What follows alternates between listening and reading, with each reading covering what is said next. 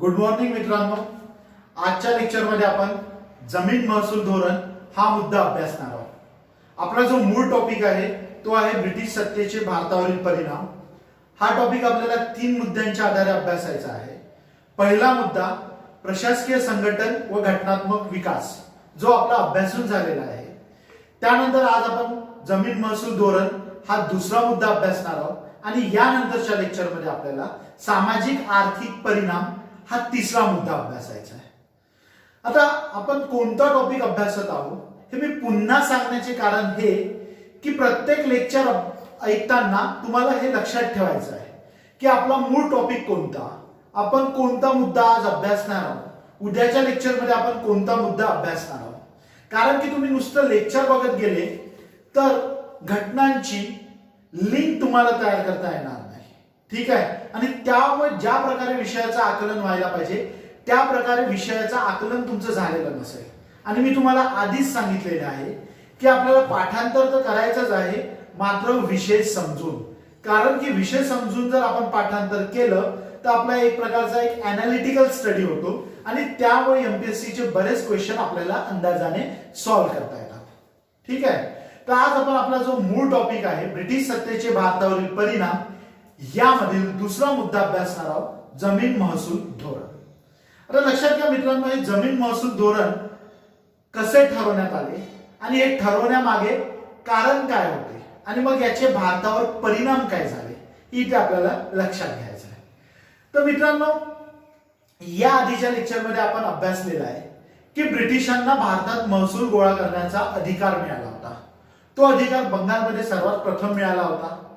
ठीक आहे. तर बंगालमध्ये जमीन महसूल गोळा करण्याचा अधिकार मिळाल्यानंतर सर्वात प्रथम रॉबर्ट क्लाइव्ह याने काय केलं होतं, जमीन महसूल गोळा करण्यासाठी त्यांनी 2 व्यक्तींची नेमणूक केली होती.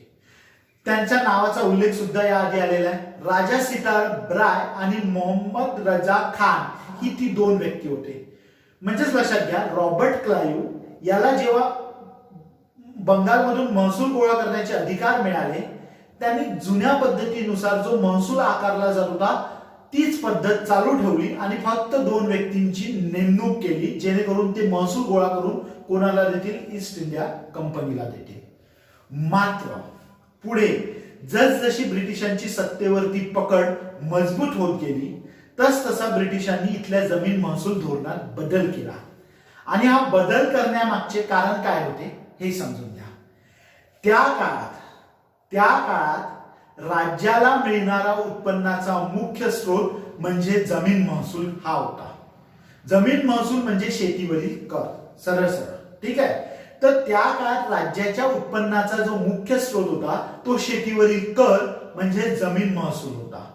आता लक्षात घ्या, ब्रिटिशांनी इथे सत्ता राबवायची होती. सत्ता राबवण्यासाठी, प्रशासन चालवण्यासाठी त्यांना पैशाची आवश्यकता होती. त्यामुळे अधिकाधिक महसूल त्यांना मिळणे आवश्यक होते आणि अधिकाधिक महसुलाचे उद्दिष्ट पुढे ठेवून त्या दृष्टीने त्यांनी जुन्या महसूल पद्धतीमध्ये बदल करायला सुरुवात केली. म्हणजेच लक्षात घ्या, ब्रिटिशांनी जमीन महसूल पद्धती बदल करताना मुख्य भर कशावर दिला असेल, जास्तीत जास्त जमीन महसूल वसूल करण्यावर, जास्तीत जमीन महसुलातून जास्तीत जास्त उत्पन्न घेण्यावर. जमीन महसूल याआधी सुद्धा वसूल केला जात होता, मात्र जमीन महसूल वसूल करताना म्हणजे ब्रिटिश ईस्ट इंडिया कंपनीच्या आधी सुद्धा जमीन महसूल होताच, मात्र त्या काळात जमीन महसूल वसूल करताना रयतेची आर्थिक स्थिती, जनतेची आर्थिक स्थिती, आर्थिक परिस्थिती सुद्धा लक्षात घेतली जात होती. मात्र ब्रिटिश ईस्ट इंडिया कंपनीने कोणत्याही प्रकारे जनतेचा विचार न करता निव्वळ उत्पन्नावर भर देऊन अधिकाधिक महसूल मिळवण्याच्या उद्दिष्टाने इथल्या जमीन महसूल पद्धतीत बदल केला.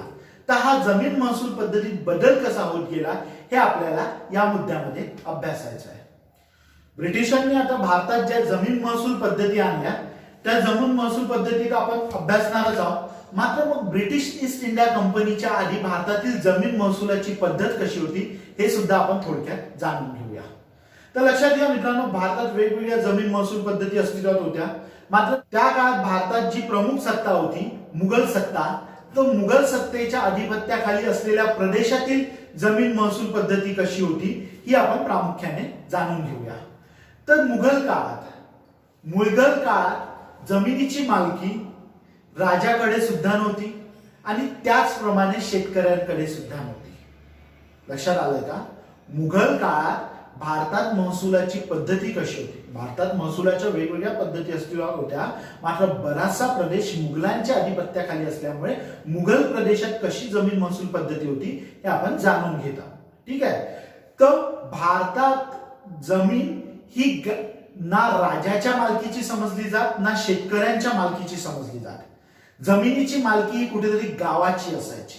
म्हणजे लक्षात घ्या, जमिनीची मालकी ही समूहाची असायची आणि हा समूह म्हणजे गाव. ठीक आहे, गाव असायचे. बरोबर आहे. म्हणजे ना राजा जमिनीचा मालक होता ना कसणारा शेतकरी जमिनीचा मालक होता. तर जमिनीची मालकी कोणाची असायची? गावाची असायची. बरोबर आहे.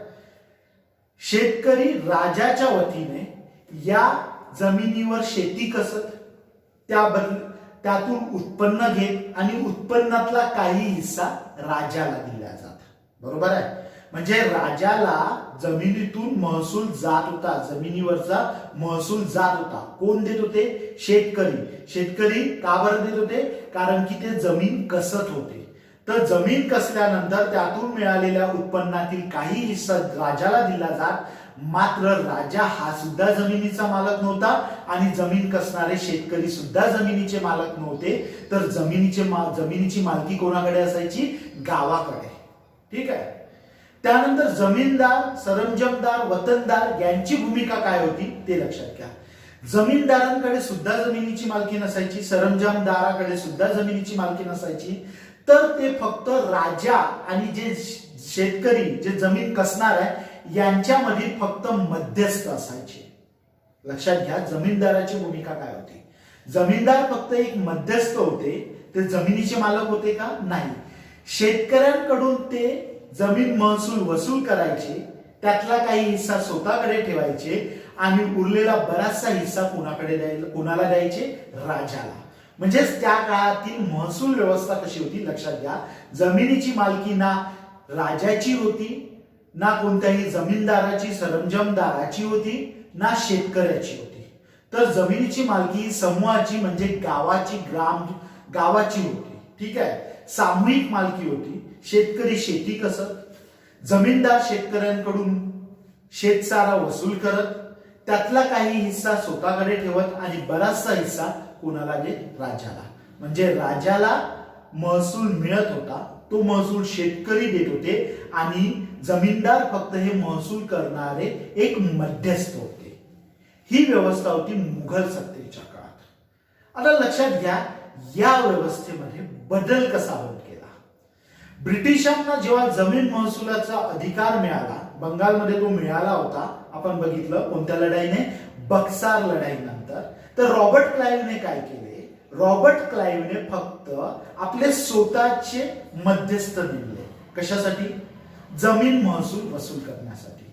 आणि आता जो महसूल राजाकडे जात, तो राजाकडे न जाता कोणाकडे येणार होता? ईस्ट इंडिया कंपनीकडे. बरोबर आहे. त्यानंतर मात्र वॉरेन हेस्टिंग्सने अधिक महसूल प्राप्त होण्यासाठी या पद्धतीत बदल केला. तर त्याने बदल कसा केला हे समजून घ्या.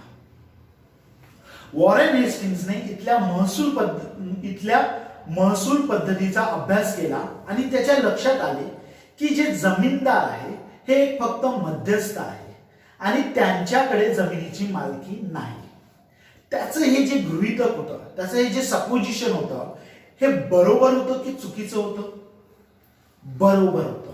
कारण की मी आधीच सांगितलं की मुघल काळात जमीनदार हे जमिनीचे मालक नव्हते, तर फक्त काय होते? मध्यस्थ होते. तर वॉरेन हेस्टिंग्सच्या हे लक्षात आलं आणि तो या दृष्टीने तो त्याचं जे गृहीतक आहे किंवा त्याचं जे कन्क्लुजन आहे ते बरोबर होतं. तर मग वॉरेन हेस्टिंग्सने काय केलं? जमीनदार हे फक्त मध्यस्थ आहे आणि जमीनदार फक्त महसूल गोळा करणारे एक अधिकारी आहे. तर या जमीनदारांनी अधिकाधिक महसूल गोळा करून आणावा या दृष्टीने त्याने बदल केले. म्हणजेच वॉरेन हेस्टिंग्सला आता अधिकाधिक जमीन महसूल प्राप्त करण्याच्या दृष्टीने इथल्या महसूल पद्धतीत बदल करायचा होता.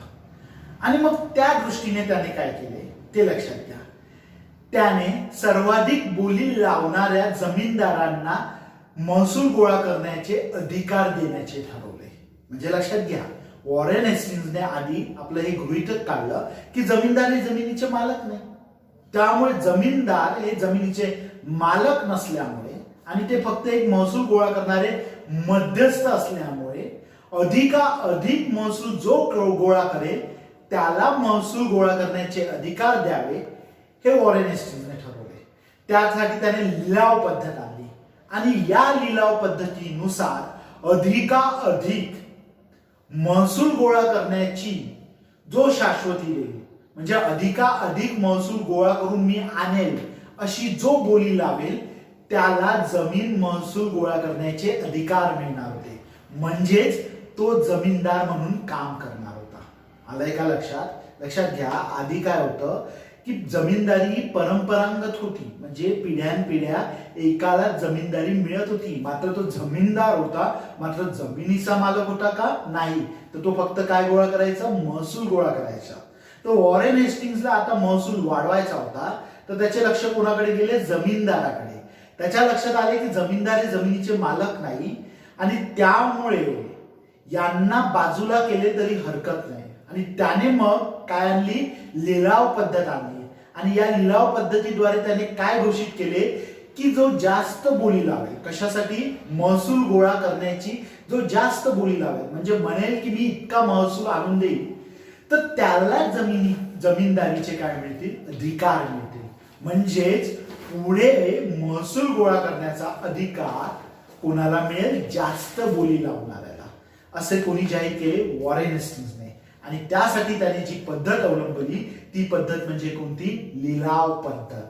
म्हणजेच परीक्षेच्या दृष्टिकोनातून तुम्हाला लक्षात ठेवायचं आहे की वॉरेन हेस्टिंग्सने जी जमीन महसुलाची पद्धत आणली होती ती पद्धत कोणती होती? लिलाव पद्धत. आणि या पद्धतीमध्ये महसूल गोळा करण्याचे अधिकार कोणाला दिले जाणार होते? अधिक बोली लावणाऱ्या व्यक्तीला. आणि यासाठी परंपरागत जमीनदारांना डावलण्यात आले. कारण की परंपरागत जमीनदारांना माहित होतं की किती जमीन महसूल वसूल करणे शक्य आहे आणि त्यामुळे त्यांनी जास्त बोली लावली नाही. त्याऐवजी दुसऱ्या व्यक्तींनी जमीनदारी मिळेल, महसूल गोळा करण्याचे अधिकार मिळेल या कुठेतरी प्रलोभनापायी अधिक बोली लावली. म्हणजेच ईस्ट इंडिया कंपनीला सांगितले की आम्ही इतका महसूल गोळा करून आणू आणि त्यामुळे त्यांना जमीनदाराचे अधिकार देण्यात आले आणि यामध्ये परंपरागत जमीनदार डावलले गेले. बरोबर आहे? आता लक्षात घ्या, जमीनदारांनी बोली तर लावून टाकली की आम्ही जास्तीत जास्त महसूल गोळा करून आणू, मात्र पुढे दोष का निर्माण झाला, म्हणजे पुढे कोणती समस्या निर्माण झाली हे लक्षात घ्या. आता ते बोली लावून चुकले होते की आम्ही इतका महसूल गोळा करून आणू, मात्र इतका महसूल वसूल करणे त्यांना शक्य झाले नाही. आणि त्यामुळे कारवाईच्या भीतीने, कारवाई कोण करेल? East India company. कारण की त्यांनी बोली लावून महसूल गोळा करण्याचे अधिकार मिळवले होते, मात्र पुढे ते इतका महसूल वसूल करू शकले नाही आणि त्यामुळे कारवाईच्या भीतीने ही जमीनदार पळून जाऊ लागले.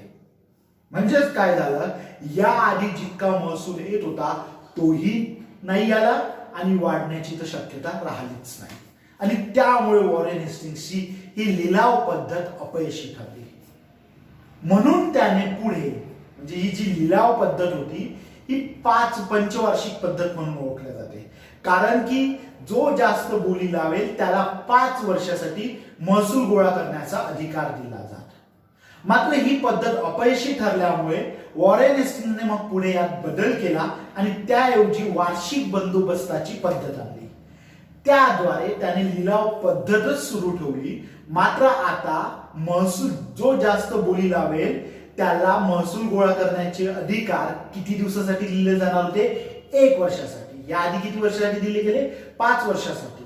आता किती वर्षासाठी? 1 वर्षासाठीच दिले जाणार होते. आणि मागच्या पंचवार्षिक पद्धतीमध्ये काय झालं होतं, परंपरागत जमीनदारांना डावलल्या गेलं होतं आणि त्यामुळे काय झालं होतं की बरेचसे व्यक्ती जर महसूल अपेक्षित महसूल गोळा झाला नाही तर कारवाईच्या भीतीने पळून जात आणि ते नवीन असल्यामुळे महसूल कशा प्रकारे गोळा करायचा याचे ज्ञान सुद्धा त्यांना नव्हते. त्यामुळे आता पुन्हा परंपरागत जमीनदारांना संधी देण्यात आली. म्हणजेच लक्षात घ्या, वॉरेन हेस्टिंग्सने आधी जे परंपरागत जमीनदार होते त्यांना डावलून जास्त बोली लावणाऱ्यांना महसूल गोळा करण्याचे अधिकार दिले. हे अधिकार 5 वर्षासाठी दिले. म्हणून याला कोणती पद्धत म्हटली जाते, पंचवार्षिक पद्धत आणि किंवा लिलाव पद्धत, पंचवार्षिक लिलाव पद्धत. त्यानंतर जास्त महसूल गोळा करू न शकल्यामुळे हे जमीनदार जे नव्याने नियुक्त केले होते हे पळून गेले. त्यामुळे कंपनीचे नुकसान झाले. म्हणून वॉरेन हेस्टिंग्सने यामध्ये बदल केला आणि त्याऐवजी परंपरागत जमीनदारांना आता संधी दिली आणि त्यासाठी त्याने पंचवार्षिक बंदोबस्ताऐवजी वार्षिक बंदोबस्त पद्धत लागू केली. ठीक आहे. तर अशा प्रकारे वॉरेन हेस्टिंग्सने भारतात लिलाव पद्धत आणून महसूल गोळा करण्याची सुरुवात केली होती.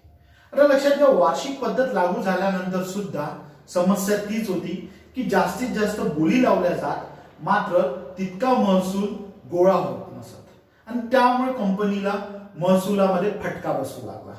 आणि मग त्या दृष्टीने पुढे काय बदल करण्यात आले हे आपल्याला लॉर्ड कॉर्नवॉलिसने आणलेल्या कायमधारा पद्धत किंवा जमीनदारी पद्धती याच्या अभ्यासावरून समजून घ्यायचं आहे.